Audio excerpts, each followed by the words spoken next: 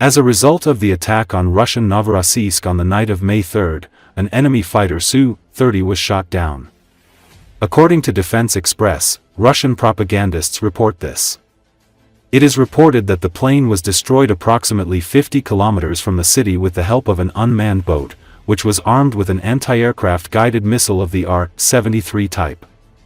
The enemy admitted the loss of his plane, and here first of all it is worth noting that this is the first combat episode in history when a fighter jet and a plane in general were destroyed with the help of a surface drone armed with anti-aircraft missiles, the publication added. At the same time, it is worth noting that the enemy recognized the loss of his plane, and here it is worth noting that this is the first combat episode in history, when the destroyer and the plane as a whole were destroyed using a surface-to-air drone armed with anti-aircraft missiles. We will remind you that actually a year ago, in May 2024, for the first time it became known that Ukrainian surface drones Magura V5 began to be armed with P-73 missiles. And at the end of last year, the GUR released a video, as with the help of the Magura V5, armed with P-73 missiles, a helicopter was also destroyed for the first time in history, namely the Mi-8 of the Russian occupation army. And despite the fact that we are talking about a marine drone, the very fact that the arsenal of the ZSU has a developed solution with air-to-air P-73 missiles that have been converted to anti-aircraft missiles deserves attention. Because we are talking about Erzatz ZRK, which can be installed not only on a sea drone, but also on a ground platform. In particular, the decision to install the P-73 on the ground complex is not unique and is known since the time of Yugoslavia, where during the time of Slobodan Milosevic, the Praga series of anti-aircraft missiles were successively developed, one of which, RL-4, used the P-73, which was additionally equipped with an explosive block assembled from 6 57mm unguided rockets.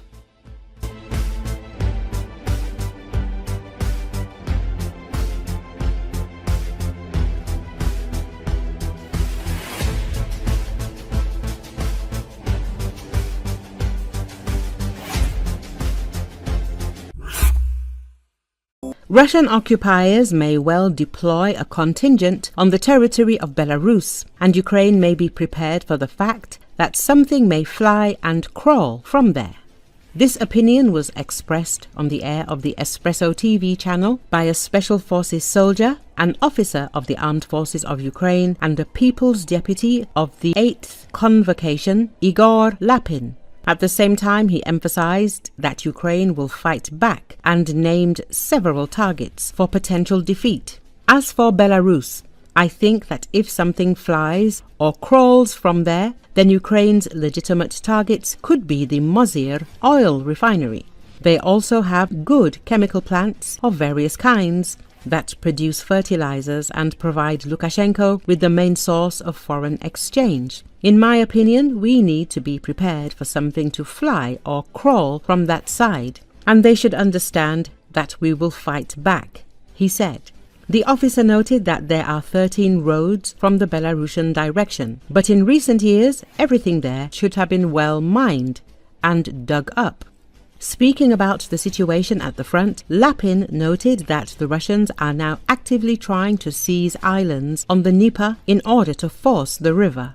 The defense forces are holding the lines. However, according to the officer, there are big risks in the Sumy region, where the enemy is trying to advance deep into Ukrainian territory and get closer to Sumy, so that artillery and long-range drones can reach them. Lapin says that this is a very serious problem. There have been many discussions about the threat of an attack from Belarus during the full-scale war of the Russian Federation against Ukraine. Recently, Ukrainian President Volodymyr Zelensky said that the Russian Federation is preparing something in Belarus this summer and is using military exercises as a cover. He noted that this is how Russian attacks begin, but where the enemy will strike this time is an open question. Ukraine, Lithuania, Poland, God forbid. But we all must be ready. All our institutions are open to cooperation, Zelensky emphasized. Retired Lieutenant General and former Deputy Chief of the General Staff of the Armed Forces of Ukraine, Igor Romanenko, admits that under the guise of exercises, Russia may be preparing an offensive with the participation of Belarusian military.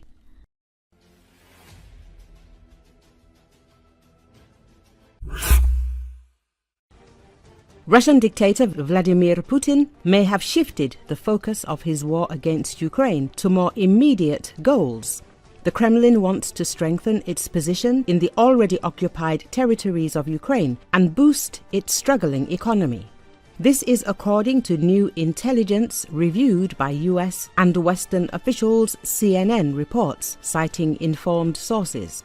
Notably, Western intelligence agencies recently claimed that Putin believed that the state of war was in his interests and that he had the momentum and manpower to wage a longer fight and seize all of Ukraine. CNN sources say the perception that Putin has changed his tune has played into the hands of US President Donald Trump and his negotiators, who believe the dictator may be more willing to consider a peace deal. But some senior US officials remain skeptical of Putin and his claims of a desire for peace. And there is widespread concern that even if Russia agrees to the US proposed deal, which would give Russia control over some Ukrainian territory, Moscow could, in the long term, resume fighting to try to seize more Ukrainian land. Here is how a high-ranking Western intelligence officer describes the situation. I think that Putin is perhaps thinking, I don't want to say that he is thinking about less, but he is thinking about what a reasonable goal is for the near future. It all depends on what the United States is willing to put on the table so that Putin can not just claim victory domestically, but actually feel like he has achieved something that is worth a significant pause and then perhaps resume the fight at some point later, he added. The interlocutor recalled that Putin has repeatedly pontificated about the historical origins of the Russian people, and seizing most of Ukraine is his long-term goal, at least those parts that are the cradle of Russian civilization in Putin's eyes. One European official agrees that Moscow is prepared to play along with the US and limit its short-term goals in the war.